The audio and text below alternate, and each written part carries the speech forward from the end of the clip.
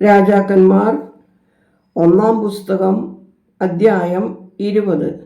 അരാം രാജാവായ Ben Hadad സൈന്യത്തെ ശേഖരിച്ചു.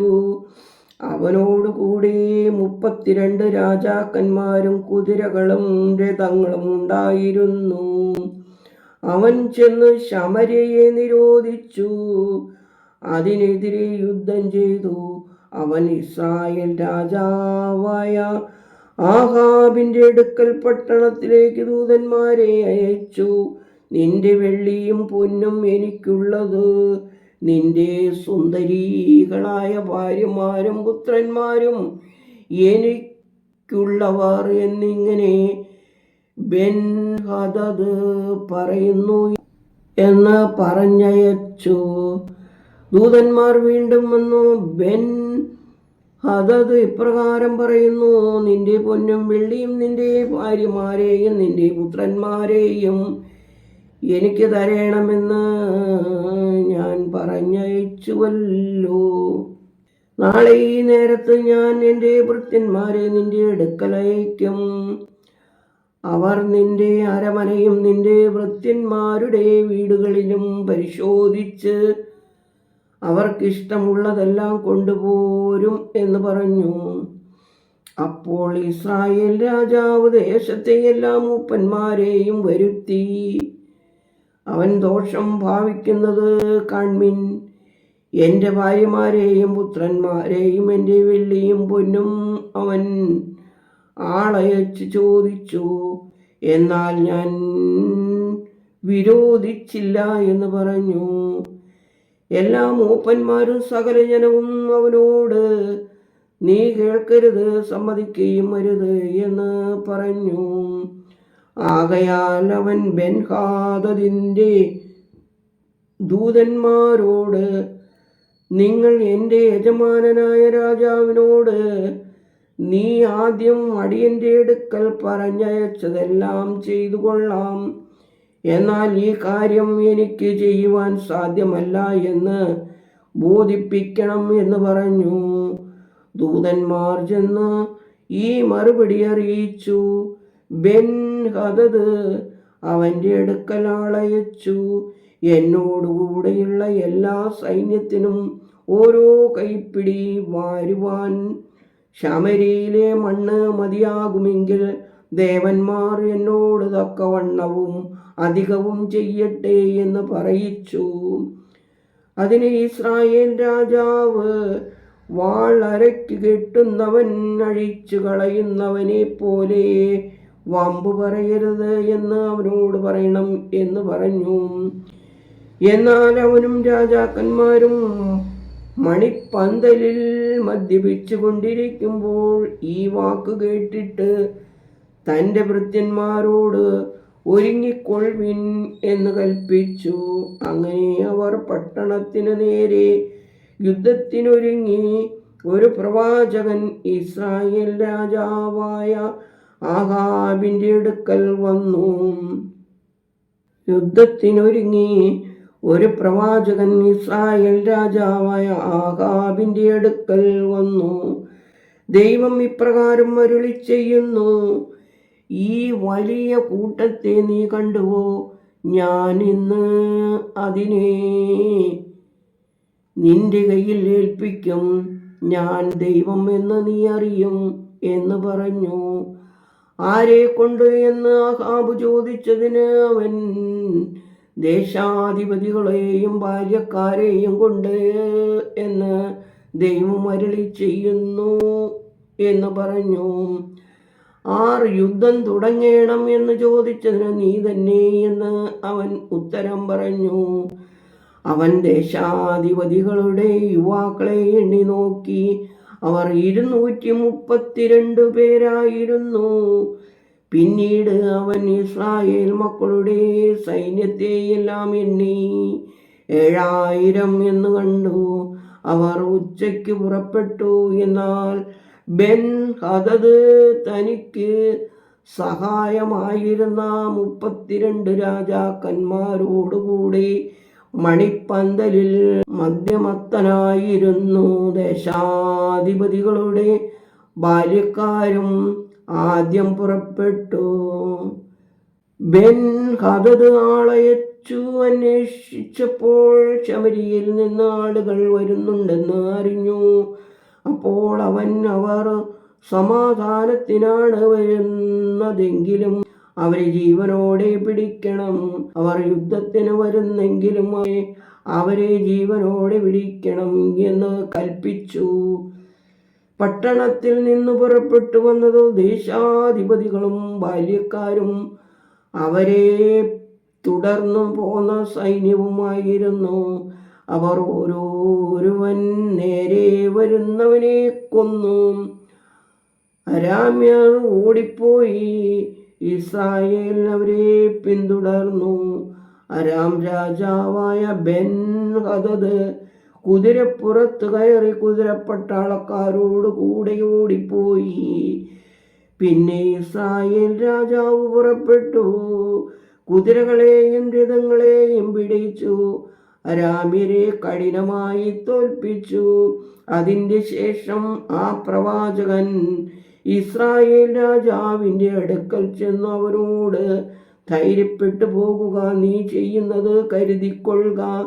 ഇനിയത്തെ ആണ്ടിൽ അരാം രാജാവ് നിന്റെ നേരെ വരും എന്ന് പറഞ്ഞു. അരാം രാജാവിനോട് അവൻ്റെ ഭൃത്യന്മാർ പറഞ്ഞു, അവരുടെ ദേവന്മാർ പർവ്വത ദേവന്മാരാകുന്നു, അതുകൊണ്ടാണ് അവർ നമ്മെ തോൽപ്പിച്ചത്. സമഭൂമിയിൽ വച്ചാണ് അവരോട് യുദ്ധം ചെയ്യുന്നതെങ്കിൽ നാം അവരെ തോൽപ്പിക്കും. അതുകൊണ്ട് അങ്ങ് ഒരു കാര്യം ചെയ്യണം, ആ രാജാക്കന്മാരെ അവനവൻ്റെ സ്ഥാനത്ത് നിന്നും മാറ്റി അവർക്ക് പകരം ദേശാധിപതിമാരെ നിയമിക്കണം. പിന്നെ അങ്ങേക്ക് നഷ്ടമായ സൈന്യത്തിന് സമം സൈന്യത്തെയും കുതിരപ്പടയ്ക്ക് സമം കുതിരപ്പടയെയും രഥങ്ങൾക്ക് സമം രഥങ്ങളെയും ഒരുക്കിക്കൊള്ളുക. എന്നിട്ട് നാം സമഭൂമിയിൽ വെച്ച് അവരോട് യുദ്ധം ചെയ്യുക.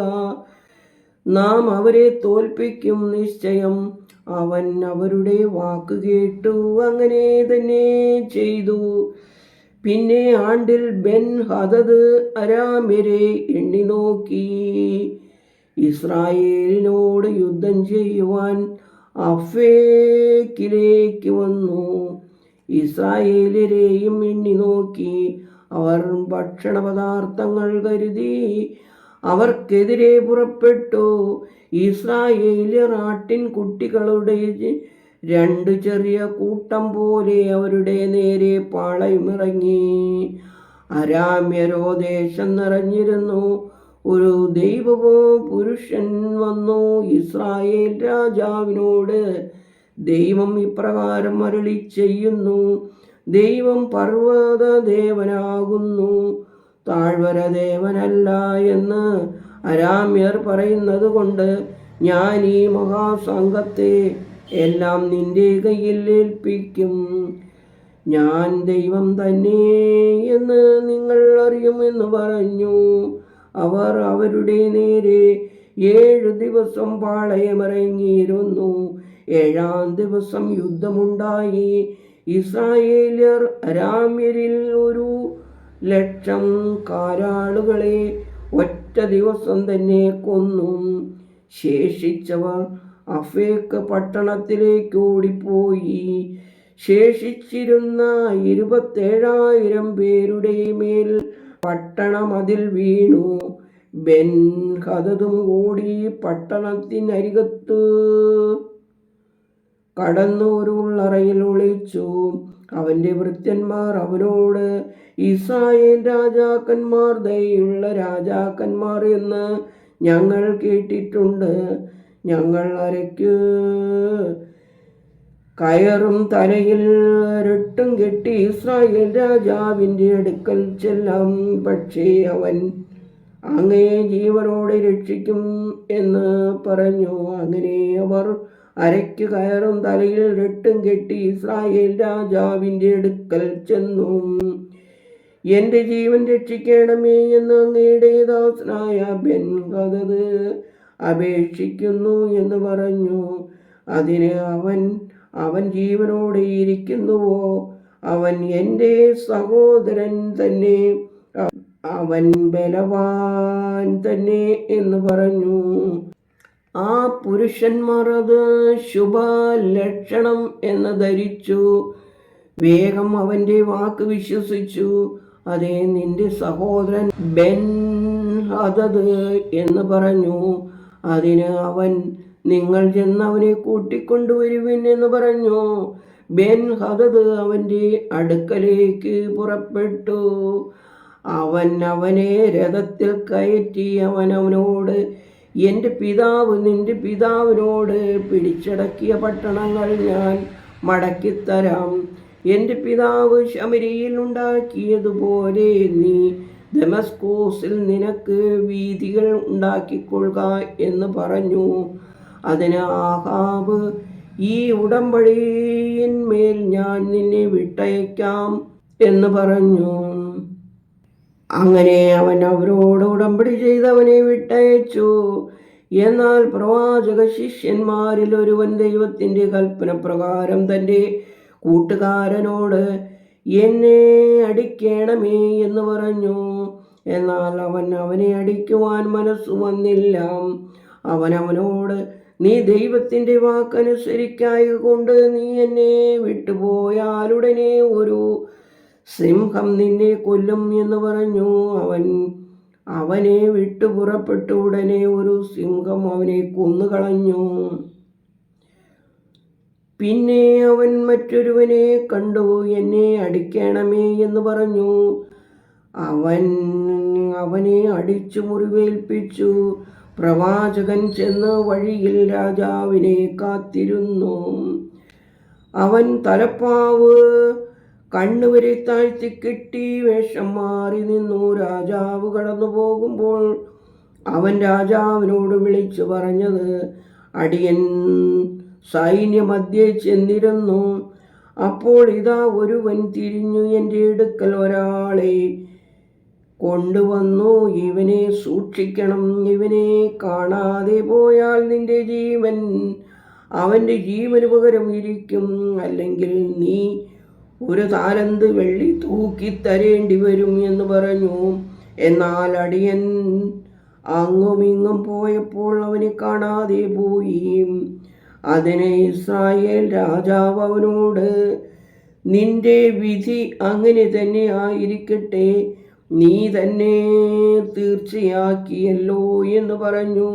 തൽക്ഷണം അവൻ കണ്ണിന്മേൽ നിന്ന് കെട്ട് നീക്കി. അപ്പോൾ അവൻ ഒരു പ്രവാചകനെന്ന് ഇസ്രായേൽ രാജാവ് അറിഞ്ഞു. അവനോട്, ദൈവം ഇപ്രകാരം അരുളി ചെയ്യുന്നു, നാശത്തിനായി ഞാൻ നിയമിച്ച ആളെ നീ വിട്ടയച്ചതുകൊണ്ട് നിന്റെ ജീവൻ അവൻ്റെ ജീവനും നിന്റെ ജനം അവൻ്റെ ജനത്തിനും പകരമായിരിക്കും എന്ന് പറഞ്ഞു.